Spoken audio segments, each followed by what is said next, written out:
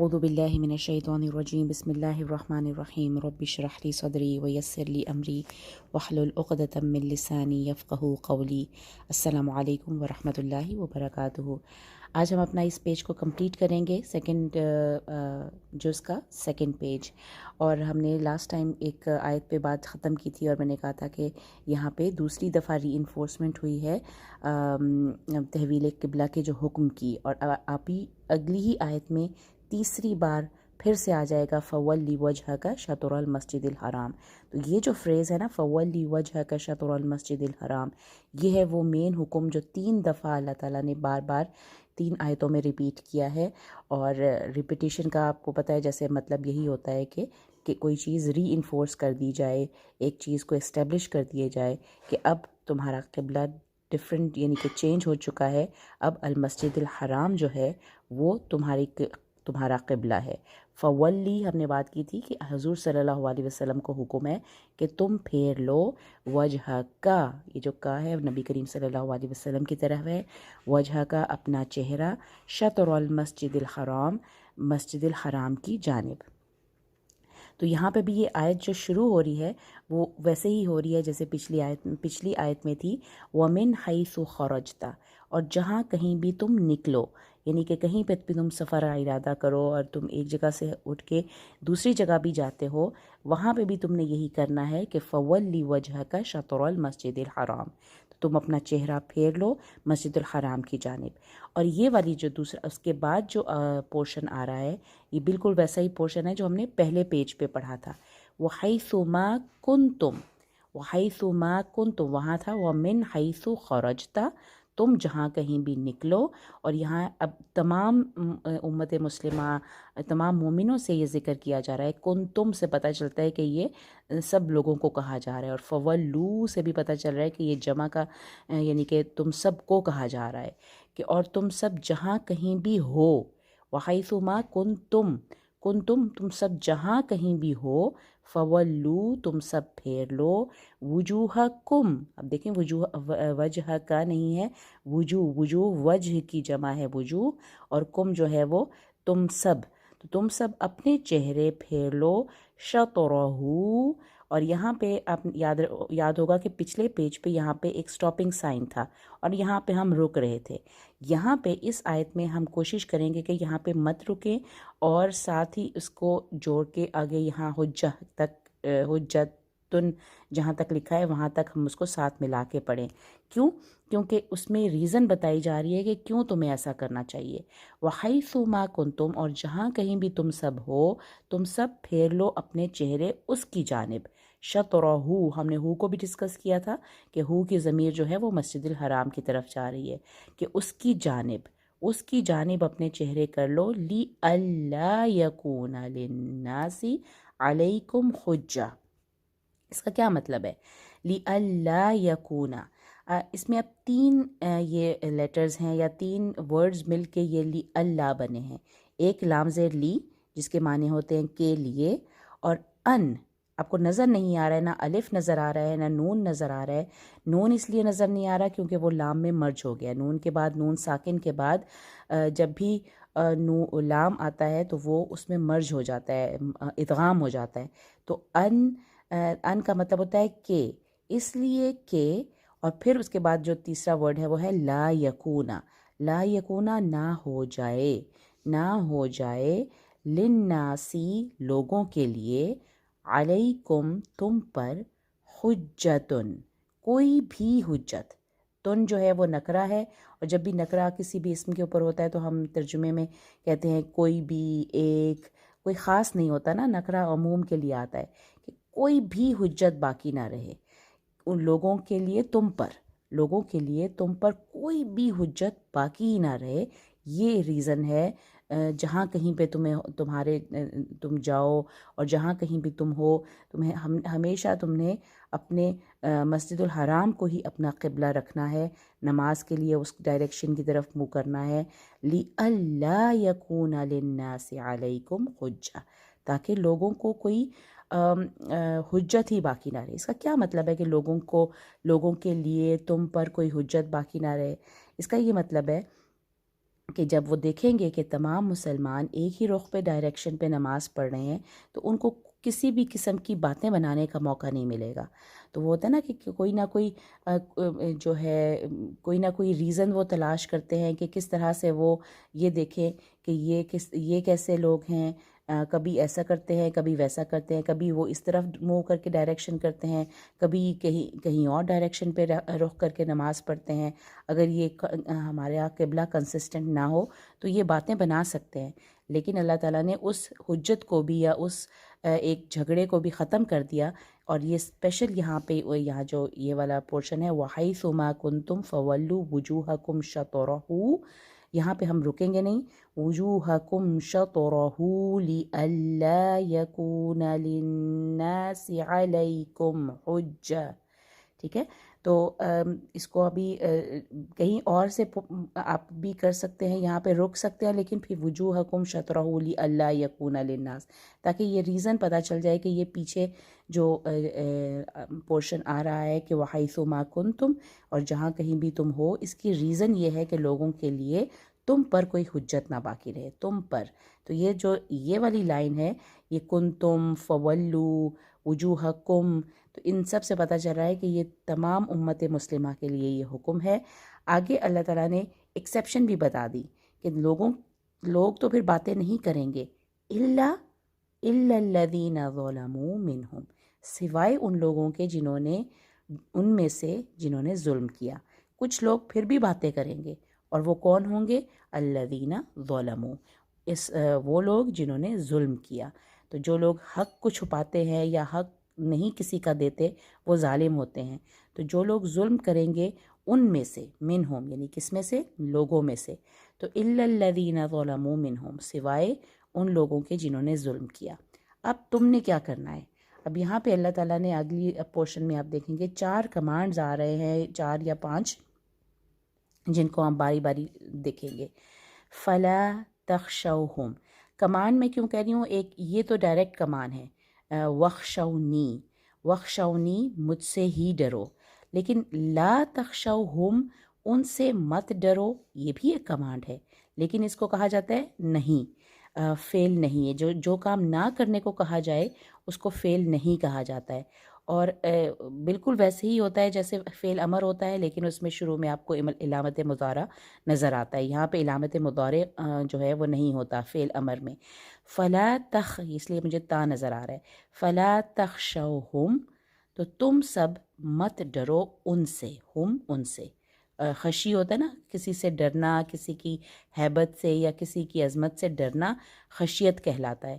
تو تم ان سے مت ڈرو. فلا تخشوہم وخشونی، اور تم مجھ سے ڈرو.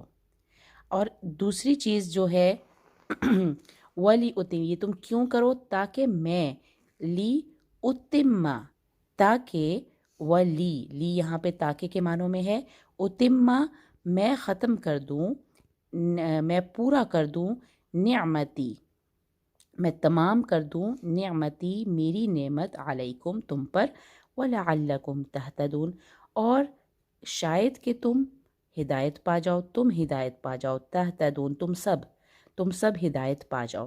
یعنی کہ یہ مین ریزن ہے جو اگر تم مجھ سے ڈرو گے اور ان سے نہیں ڈرو گے، فلا تخشوہم، اللہ تعالیٰ یہاں پہ حکم دے رہے ہیں کہ ان سے مت ڈرنا اور مجھ سے ڈرنا، تاکہ میں اپنی نعمت تم پر پوری کروں. کیا نعمت ہے؟ اللہ تعالیٰ کے دین کی نعمت، اللہ تعالیٰ کی جو شریعت نہیں آ رہی تھی، وہ جو نعمت ہے ہدایت کی نعمت، وہ میں تم پر پورا کر دوں، شاید کہ تم ہدایت پا جاؤ، لعلکم تہتدون.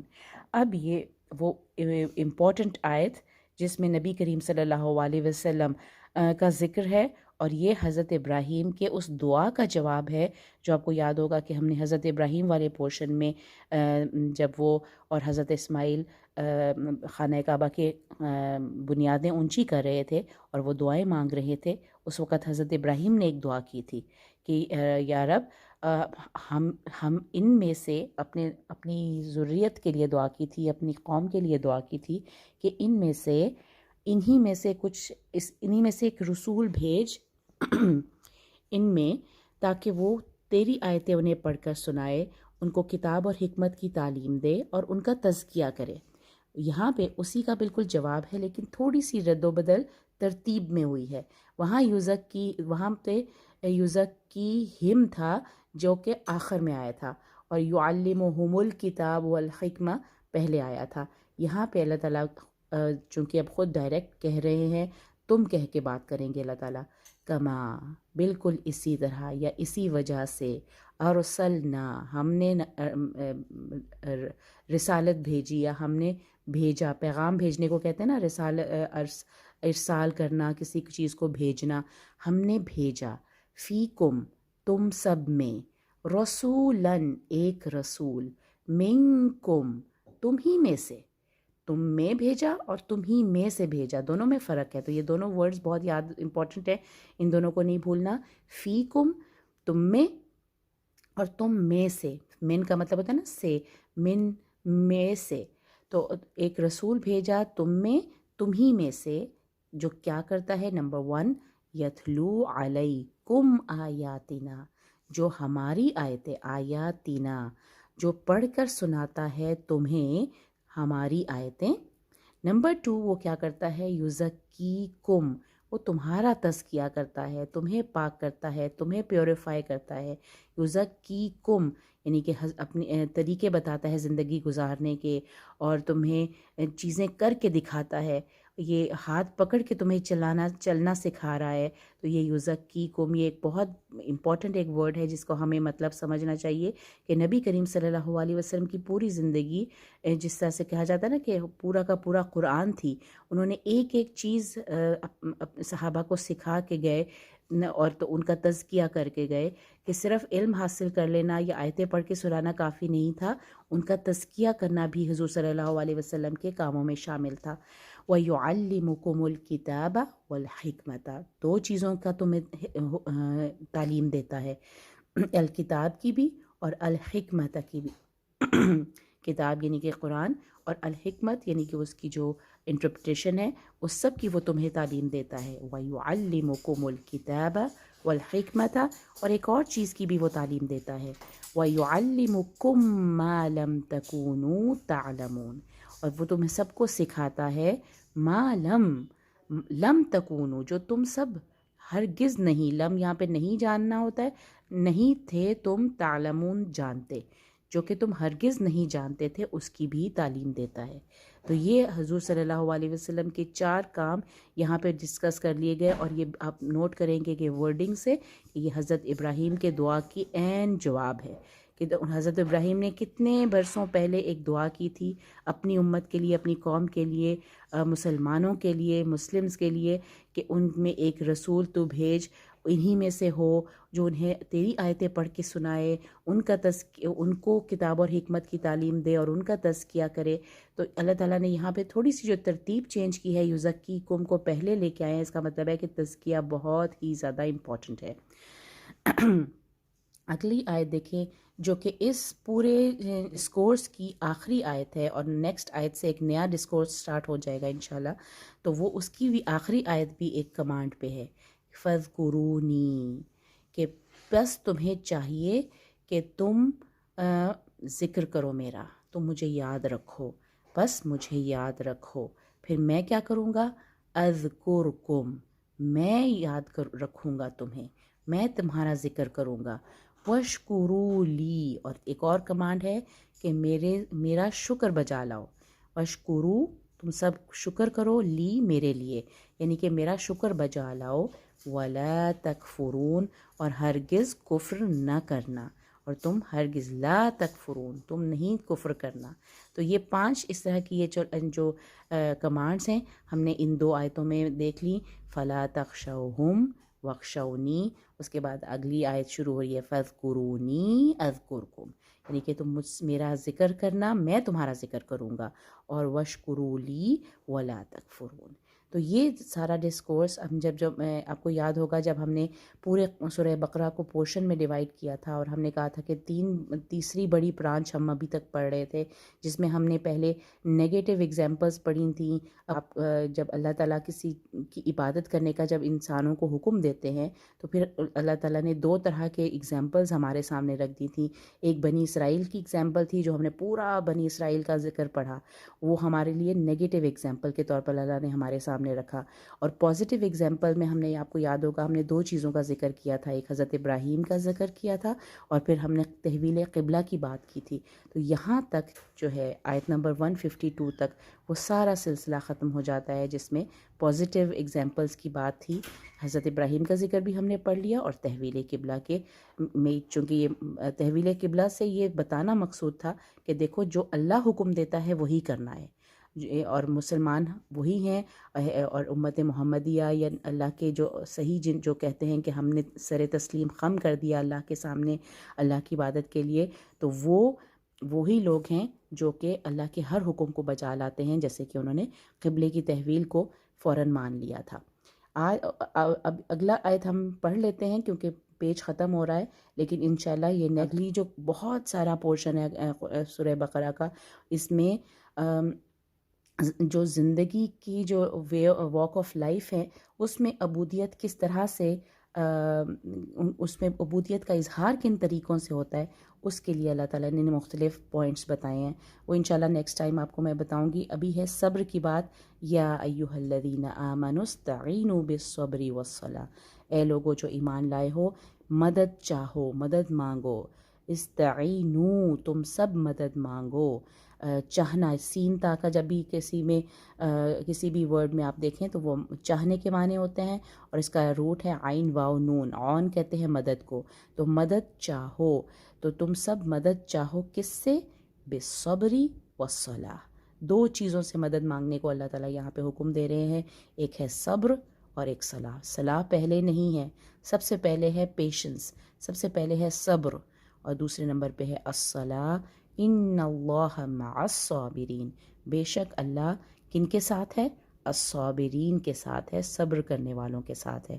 تو صبر ایک ویری امپورٹنٹ ورچو جو اللہ سب سے پہلے سکھا رہا ہے کہ جب اپنی زندگیوں میں عبادت کو شامل کریں گے، عبودیت کو شامل کریں گے، بندگی کو شامل کریں گے، تو آپ کو بہت ساری آزمائشوں سے گزرنا پڑے گا. ابتلا سے گزرنا پڑے گا، جو آزمائشیں ہوتی ہیں. اور اس میں سب سے پہلے کام کیا کرنا ہے جو آپ کو ہیلپ کرے گا، وہ ہے صبر اور نماز. تو آئی ہوپ کہ یہ آیتیں آپ کے لیے ایزی ہوں گی. جزاک اللہ خیر. السلام علیکم ورحمۃ اللہ وبرکاتہ.